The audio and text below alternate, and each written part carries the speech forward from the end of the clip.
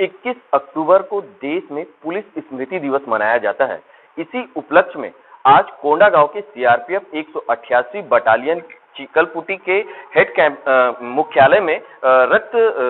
दान शिविर का आयोजन किया गया है, जिसमें जवानों के माध्यम से अपने रक्त का दान किया जा रहा है ताकि एक महत्वपूर्ण पहल हो सके, किसी जरूरतमंद की जान बचाई जा सके। इस पूरे कार्यक्रम के दौरान यहाँ सीआरपीएफ के सीओ कमांडिंग ऑफिसर यहाँ मौजूद है। सर, आज स्मृति दिवस के उपलक्ष्य में रक्तदान शिविर का आयोजन किया गया, साथ ही कई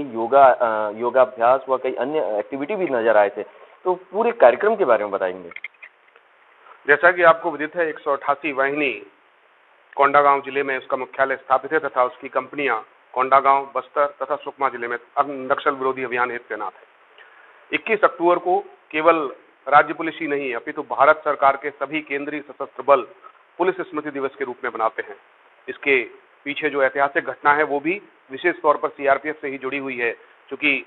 1965 और 62 से पहले आईटीबीपी और बीएसएफ अस्तित्व में नहीं आई थी। उस समय सीआरपीएफ ही आंतरिक सुरक्षा के साथ ही बॉर्डर की सुरक्षा भी करती थी और सीआरपीएफ की तैनाती उस समय पाकिस्तान बॉर्डर, चाइना बॉर्डर, उन इलाकों में भी होती थी। 1959 में जब बार बार चीन द्वारा लद्दाख के क्षेत्रों में घुसपैठ की जा रही थी, उस समय सीआरपीएफ की टुकड़ियां वहां तैनात थी और जिस क्रम में 21 अक्टूबर 1959 को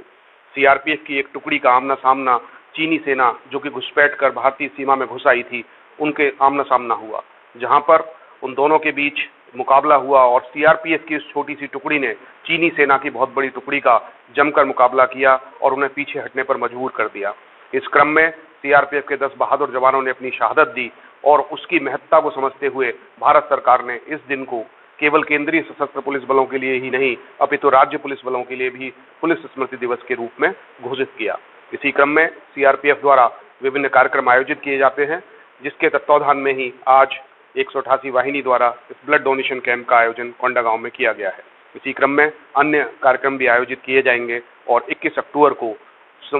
मुख्य कार्यक्रम होगा जिसमें शहीदों को श्रद्धांजलि दी जाएगी, जिसमें भारतवर्ष में किसी भी बल के, किसी भी पुलिस के जितने भी कार्मिक शहीद होते हैं उन सबको श्रद्धांजलि दी जाती है। सर, आज की यदि बात करें तो अक्सर हमने देखा है कि जो जवान हैं वो नक्सल मोर्चे पे तैनात रहते हैं, स्थानीय लोगों की सुरक्षा के लिए अपनी जान तक निछावर कर देते हैं, लेकिन आज वे रक्तदान कर किसी की जान की सुरक्षा के लिए, किसी के जान के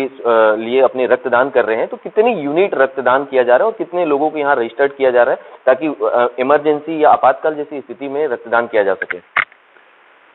जैसा कि मैंने बताया कि केंद्रीय पुलिस बल जो भी हैं, जैसे कि सीआरपीएफ है, सीआरपीएफ जहां भी नक्सल ग्रस्त इलाकों या आतंकवाद ग्रस्त इलाकों में तैनात होती है तो केवल एकमात्र कार्य सीआरपीएफ का यह नहीं होता कि वो केवल नक्सलियों के विरुद्ध अभियान चलाए, अपितु वहां के जनमानस का विश्वास जीतना भी एक बहुत बड़ी जिम्मेदारी होती है और सीआरपीएफ निरंतर इस कार्य को करती रहती है, जिसके लिए विभिन्न तरह के हम चाहे मेडिकल कैंप आयोजित करते हैं, अन्य सिविक एक्शन कार्यक्रम आयोजित करते हैं। तो ये एक मदद है और एक विश्वास जो आम जनता के बीच में पैदा करने का एक बहुत बड़ा माध्यम है, क्योंकि जैसा कि बीच बीच में हमारे चिकित्सा अधिकारी डॉक्टर राहुल इनके माध्यम से भी जो हमारा जिला अस्पताल है वहां संपर्क स्थापित करके रखते हैं। कई बार होता है ऐसी स्थिति सामने आती है जब यहाँ पर रक्त की आवश्यकता होती है और चूंकि रक्तदान यहाँ थोड़ा कम मात्रा में होता है और रक्त की उपलब्धता इसलिए कम होती है, वहां से भी कई बार अनुरोध किया गया और हालांकि सीआरपीएफ द्वारा हर समय समय पर हम वर्ष में कई मौकों पर इस तरह के कार्यक्रम आयोजित करते हैं, तो उस रक्त की कमी को हम पूरा कर सकें और जरूरतमंदों की जान बचा सके, इसके लिए सीआरपीएफ सदैव तत्पर है और आगे भी इस प्रकार के कार्यक्रम आयोजित करती रहेगी। जी, शुक्रिया। तो ये थे सीआरपीएफ के कमांडिंग ऑफिसर जो बता रहे थे कि सीआरपीएफ न केवल ग्रामीण क्षेत्रों में या नक्सल मोर्चे पर अपनी सेवाएं दे रहा है, बल्कि जरूरत पड़ता है तो वे अपने रक्तदान से भी पीछे नहीं हटते।